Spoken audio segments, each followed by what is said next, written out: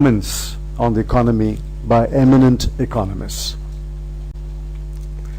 As Dr. Manmohan Singh ji just said, the state of India's economy is not something that we can be happy about.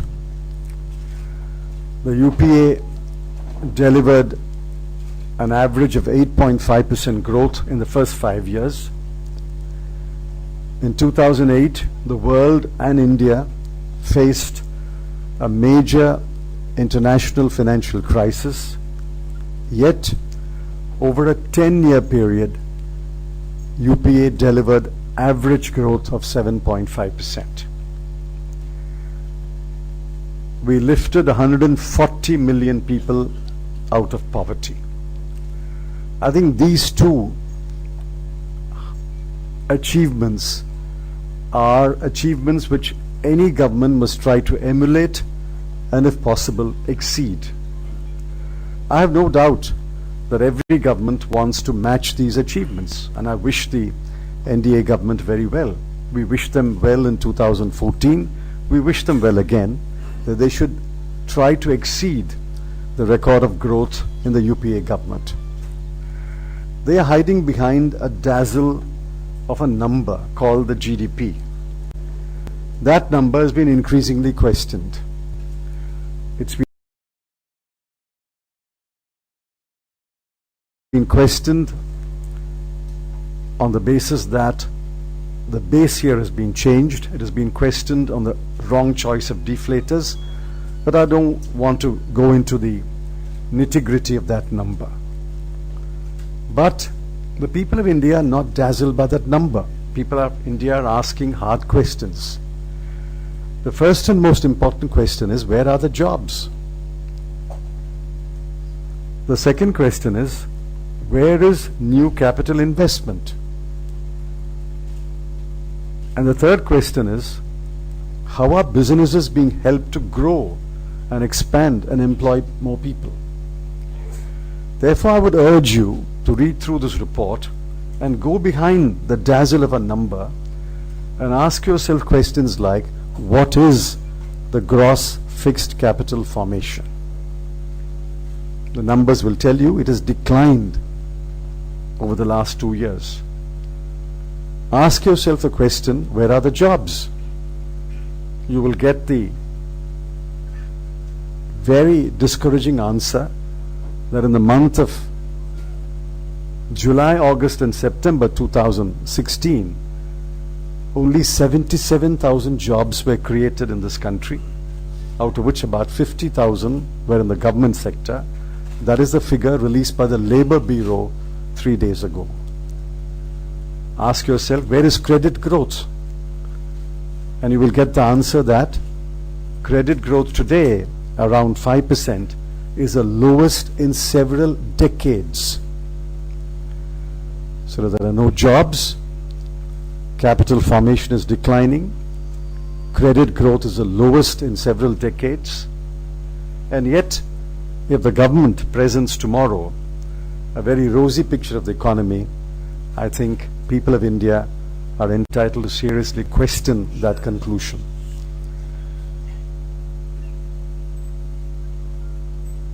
Every government must be optimistic, but optimism must stem from a realistic assessment of the situation. The NDA government tends to believe an exaggerated version, an exaggerated picture of the economy. This research document brings out the truth. This is closer to the truth than I believe what the government will say tomorrow. So I once again commend Mr. Rajiv Gowda and I urge you to read through this report and take the message through the media to the people of India. Thank you. May I now request Rajiv ji to make his comments as also show a brief PowerPoint presentation on the state of economy.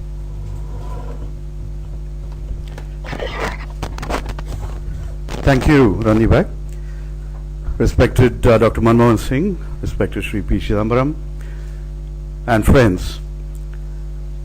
When we decided to embark on this exercise, we said we must, as a responsible opposition, present a factual assessment of what's going on in the economy, what has been going on in the last 2.5 years. We hope to start a new institution where every year, before the government's economic survey comes out, we, as the principal opposition party, will come out with our version, which we believe is the actual representation, which will avoid which will actually highlight what the government may avoid wanting to want to share in terms of the actual functioning of the economy. We hope that this tradition will be carried forward by other parties when we are back in power.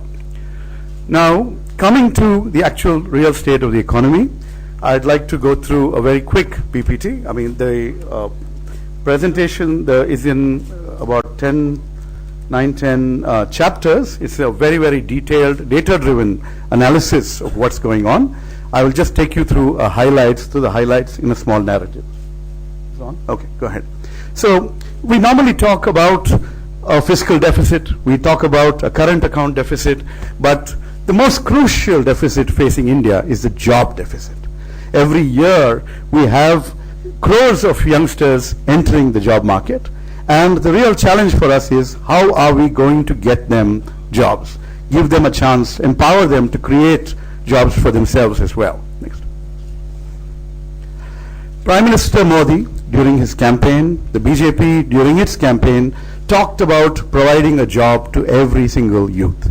The job promises were of the order of 2 crore jobs a year. Now, that is a tall order. But in 2010, we had 11 lakh new jobs created. From then to 2016, we have seen a dramatic decrease, especially since the new government took over. And in the last year, we have an abysmal 1.5 lakh new jobs created. Where is 1.5 lakh jobs? Where is the talk of 2 crore jobs? So if you want to create jobs, we need investment. As Chidambaramji pointed out, there is investment that needs to come, needs to be gross fixed capital formation, etc. Investment comes in multiple forms. There is public investment, for example, in infrastructure. And what we have seen, again, there's been talk about tremendous investment in highways, talk about high, rapid pace of growth there. There's been talk about investment in railway infrastructure. Next. Okay. But if you actually see how many projects, road infrastructure projects were sanctioned and how many were actually initiated and completed, you see a big gap between the expectation and the reality.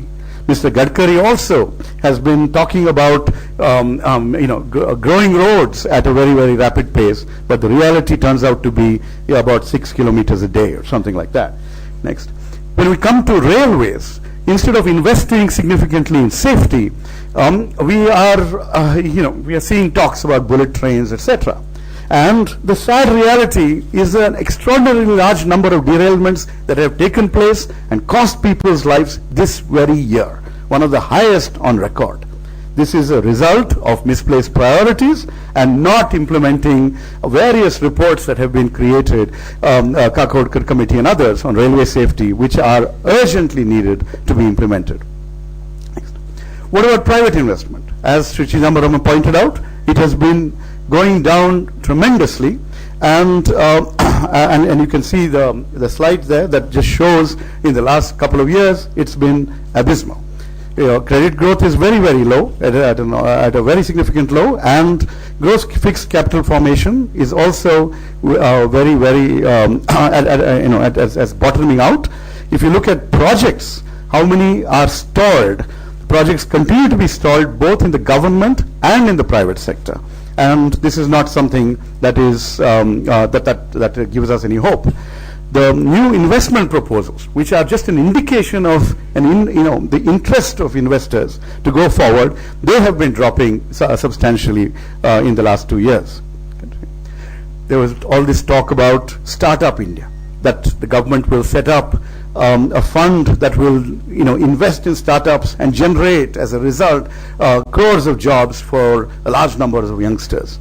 But the sad reality is that just in the last year, a large number of startups have actually closed shop, and the dream, which must be nurtured and supported, but that dream is very different from the actual reality of Startup India. Next. The other crucial investment, not just public and private, but you need investment in people, in human capital. What is this government doing on the front of health, education, and skilling? Right. If you look at one aspect of health, the flagship program of Swachh Bharat mission, if you look at the amount that should be spent in order to achieve those goals, a fraction of what should be spent, what has been allocated, is actually being spent on the ground. So if you are not even able to go out there and put in the toilet infrastructure, imagine how much more difficult it is to get the behavioral changes going. So this crucial dimension of health, the ending of open defecation, is still very, very far from being realized. Next. If you look at other kinds of investments, investments in education, in the Sarva Shiksha Abhiyan is tapering out, and you are seeing the impact in terms of enrollment rates and other results from the school system. Going to the larger picture, we need to look at what's going on in the macroeconomy. Even before demonetization, we saw that the Central Statistical Organization had predicted that the economy's growth rate had come down to 7.1%. Remember, these are all the new numbers. If you go by the old method of calculation of the GDP, this would be back in the 5% range. So the economy has not been doing particularly well in the last couple of years, and the calculation, of course, suggests 7.1, but the felt reality of people's lived experience is something quite different. Next. The rupee has been weakening. Next. Exports have been stagnant, and that is a real worry. And this, by the way, exports have not been stagnant for countries like Vietnam and others who are also competing with us in the global marketplace. So it's not just a question of international global conditions being a little slow. It's a question of how well we can compete in terms of our own exports. At a time like this, when the economy was weakening, when macroeconomic indicators were not favorable, we end up with demonetization. And we have Dr. Manmohan Singh, who spoke in Parliament very eloquently and pointed out that this was a monumental blunder, that this was going to have a significant impact on the poor and the vulnerable and the rural populations, and that it is going to slow down the economy by a minimum of 2%. Okay. Now, demonetization has clearly hit GDP growth prospects, and a range of experts from different organizations have come up with predictions of slowdown. And in addition to the ones I'm showing you, Dr. Singh has mentioned the IMF, which again is a neutral observer of the Indian economy, and it says at least 1% slowdown is to be expected. But the bigger worry is a very credible organization like the Center for Monitoring the Indian Economy argues that the slowdown is not going to be a matter of a couple of quarters or the next fiscal year. It is actually going to last for 4 or 5 years into the next government, because that is the kind of slowdown, that is the kind of discouragement that you've seen to economic activity. And that is something that really worries us. And when you look at who is hurt most, we are looking at rural India, and just a couple of the figures are the sales of tractors and the sales of two-wheelers, which have dramatically dropped in the month of December. Next. Then, of course, if the government wants to raise money and spend on investment, is the government doing this in the right manner? What do we mean by the right manner? The right manner is more direct taxes and less indirect taxes, because indirect taxes are regressive and hurt the poor the most. This government takes shelter under the indirect taxes approach, and this is raising money by hurting the poor the most. And we have all felt this. As we've seen oil prices come down in the global market, we see the government ratcheting up excise duties on petrol and diesel. And this continues on a multi-year basis, and as a result, whatever should have gone to the pockets of the people, to the pockets of industry, so that we could have chosen how to spend it in the best possible manner, that resource was was essentially sequestered by the government and used to meet fiscal deficit targets, etc., but not in a sustainable manner. So this is something to be really worried about. We can see the hike in excise duties that have taken place recently. Next. Okay. So what is the way forward? Yesterday, Sri Chidambaram had a very nice and balanced set of suggestions for the finance minister for the upcoming budget. And let me just add my 2 paisa worth to that. Basically, there is talk about a universal basic income. And we have a chapter here which explores this concept. And our basic suggestion is, please do not use universal basic income as a distraction to take away from the damage done by demonetization. Do not use it as a distraction if you do not have the fiscal space to follow up on this promise, this kite that you're flying. And certainly do not use this as an excuse to attack the existing social subsidy, social safety net, the subsidy mechanisms that have been working, like midday meals and pensions for older people and numerous other subsidy programs, the Manrega, which have actually come to the rescue of people during their most difficult times. And please stick to the fiscal deficit target. At a time when the world is looking at India and saying, why did they do demonetization? Why did the fastest growing economy in the world commit such harakiri? Then at a time like this, it is important that we continue to inspire confidence in investors, external and internal. And the one way to do that is by ensuring that that commitment to that fiscal deficit path as outlined in the Fiscal Responsibility and Budget Management Act, that the Finance Minister adheres to that, and we find a credible, sensible way of climbing out of the difficulties that we're in. Thank you. Thank you so much, Rajiv ji. We will be sending this beautiful document drafted by AICC Research and Coordination Department on your emails. Any questions, if we can have one by one. Let's start with Sunil Prabhu from NDTV. Dr. Singh, the issue is about, the banking transaction tax. Your government in 2004, 2005, Mr. Chidambaram had intended it and said, 20,000 rupees, and he wanted to bring a tax for it. It was then, of course, withdrawn. Now, of course, the Chief Minister's panel, for which the Congress has not taken part in it, has suggested it. Do you welcome that idea? Mr. Chidambaram, of course, has already written an article saying not to do it. But do you believe this will help in at least ensuring that that black money that is being created will reduce further? Well, I request Mr. Chidambaram to take this question. There are 2 answers to that question. First, when BCTT was introduced, it was violently, vigorously opposed by the BJP and friends within my party. Yet, we maintained BCTT for 3 years. In the meanwhile, we put in place several mechanisms. First, we amended the Income Tax Act and required certain transactions to be non-cash transactions. You can look up the section in the Income Tax Act. Secondly, we set up the FIU, the Financial Intelligence Unit, which is now a very strong organization. Thirdly, we introduced the Suspicious Transaction Reporting System, where millions of transactions that go through the bank are reported every day through the FIU. And fourthly, we introduced third-party reporting. For example, if you buy a car today, the car dealer has to report it to the Income Tax Department. So we put in place in those 3 years strong mechanisms by which information will come to the government, especially the Income Tax Department. Therefore, BCTT was no longer necessary after 3 years. We withdrew BCTT. To introduce BCTT now, after a gap of about 12 years, is bringing an idea which is past its sell-by date. It's no longer relevant. It's outlived its utility, which is why I've argued in that column that BCTT is no longer a valid idea.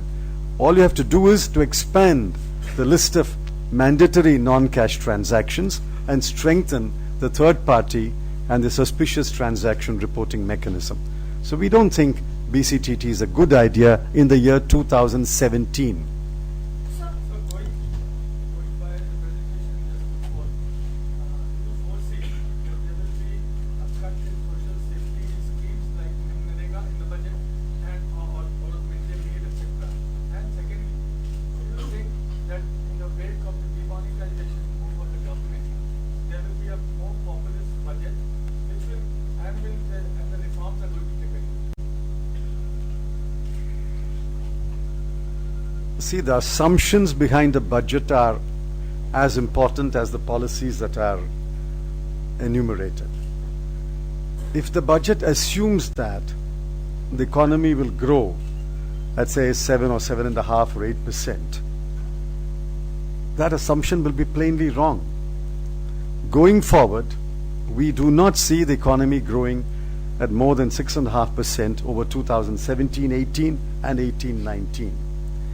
But if they assume that the economy is going to grow at 7.5 or 8 and base their revenue collection as well as expenditure on those numbers, well, that's a very false picture. For example, in 2015-16, their RE fiscal target was 3.9. But now, the Controller of Government Accounts has revealed that they missed the target by a wide berth. It turns out to be, it was nearly 4.5 or 4.6. Therefore, I think these numbers of revenue collection, numbers of expenditure must be closely examined in the light of the assumption of nominal, assumption of inflation, and assumption of real GDP growth. Let us wait for 48 hours, we'll know what those assumptions are, and then we'll make a comment on that. Well, I would advise them not to cut the expenditure. As you know, after demonetization, Maganrega demand has increased by 60%. Why? People have lost jobs. People who are working elsewhere in India have gone back to their homes because they have lost their jobs there. And the only safety net available in their villages is Maganrega. 60% is the spurt in the demand for Maganrega. If they cut funds, say, for Maganrega, that will be a very cruel cut. If they cut funds for education or health, that will be a very cruel cut. I sincerely hope this government will not commit the cardinal mistake of cutting funds for ongoing, well-designed social welfare programs. Manoj from Economic Times. Look this side also. I'll come, sir. Let me finish the question on this subject. 2008, your budget gave Indian waiver for the farmers, and there was considerable demand or persuasion from the Congress party there. You are the finance minister today. Tomorrow will you be more focused on stabilizing the economy or to pay to the ruling party if was to deliver the upcoming elections to a very popular or populist schemes? The 2008 loan waiver was not a populist measure. It was a response to a felt demand of the farming community, and, as it turns out in retrospect, a very wise decision, because the international financial crisis hit us in September 2008. I agree, we did not know at that time there will be an international financial crisis. But the international financial crisis, while it crippled every other major economy, did not cripple India's economy, because we had built a huge safety net for the farming community of India, which is why, despite adverse external conditions, India's economy in 2008-9, 9-10 and 10-11 grew at a brisk pace. Just go back and look at those GDP numbers. Today, I think the primary focus must be on fiscal consolidation. There is serious question mark about this government's ability to follow principles of fiscal prudence. Therefore, number one priority will be fiscal prudence as reflected in the fiscal deficit, the current account deficit, and the inflation target. Subject to that, if they want to spend money on well-designed social welfare programs, we will support spending that money. but they have to spend the money which they have. They should not be spending money which they do not have. Bhupendra from CNIBN. Firstly, I must compliment Mr. Dodd and his team for presenting what I think is an absolutely outstanding academic work as pointed out Mr. Chidambaram. My question, Dr. Singh, is to you, sir, and it's in the context of this slide only which has been put up, which is the equation between government and industry. The BJP, sir, today has leveled a very serious allegation against you and Mr. Chidambaram that in the garb of promoting industry, you were promoting one company, which is Kingfisher Airlines, when you were the Prime Minister. There are various emails, sir, which have now been put out in public domain by the BJP itself. The allegation against you, sir, is that you personally used your position as the Prime Minister to facilitate certain loans which were given to Mr. Malia's company from public sector banks. Your response. Would you like to take that, sir? Well, all prime ministers and other ministers in any government receive representations from various captains of industry, which we, in the normal course of things, we pass it on to appropriate authorities. I think what I have done was done with the full satisfaction of mind that we were not doing anything which was against the laws of the land. It was a normal routine transaction, and therefore it's the letter that is being talked about is nothing else but an ordinary piece of a letter which any government in my position would have dealt with. I will request Mr. Chidambaram to expand on that.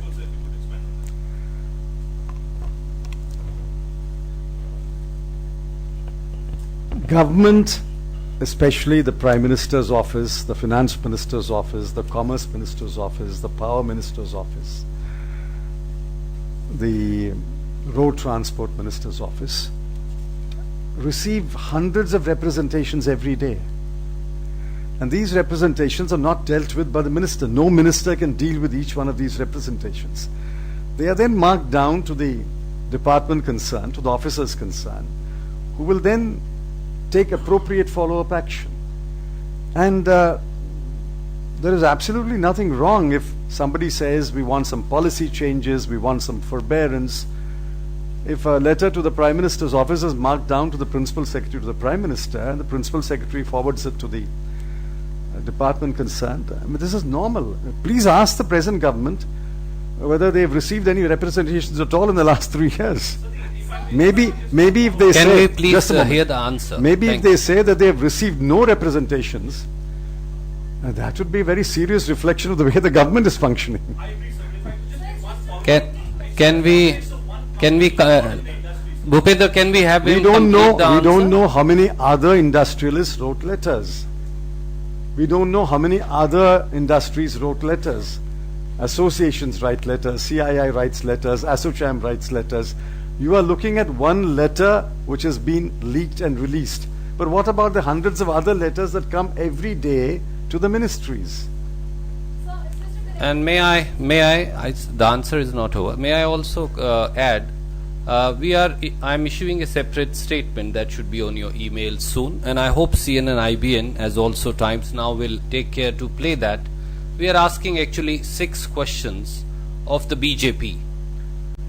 They are quoting a letter written to the former Prime Minister and to the former Finance Minister. But the real question to be asked is only one. Who permitted Vijay Mallya to escape? Who waived 1200 crore rupees of money of Vijay Mallya? Who permitted Mr. Vijay Mallya to become a member of parliament in 2010? Did the BJP not vote for him and bring him to Rajya Sabha?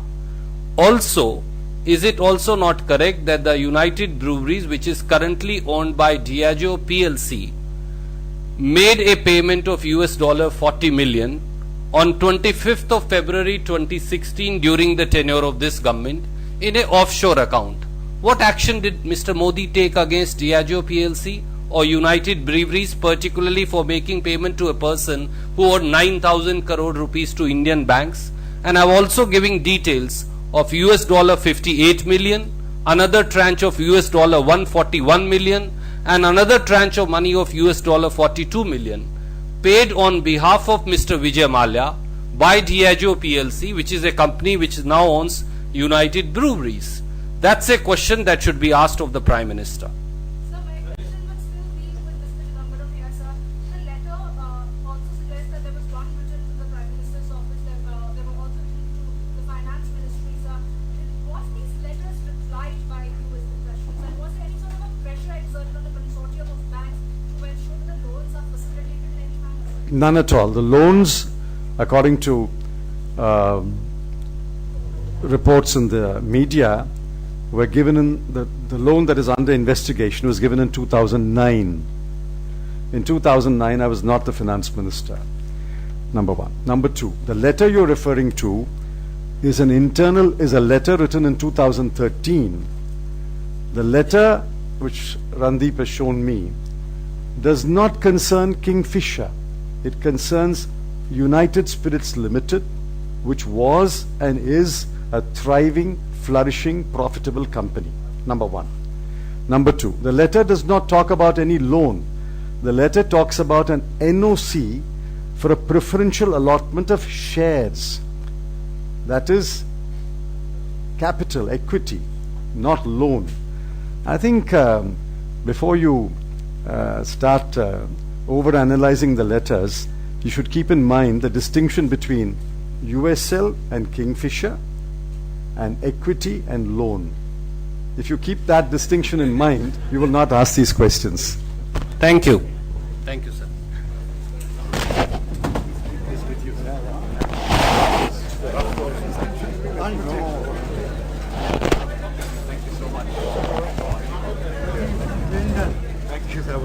So this has got a few mistakes in it. That's why we are doing the final version. Thank you so much for blessing.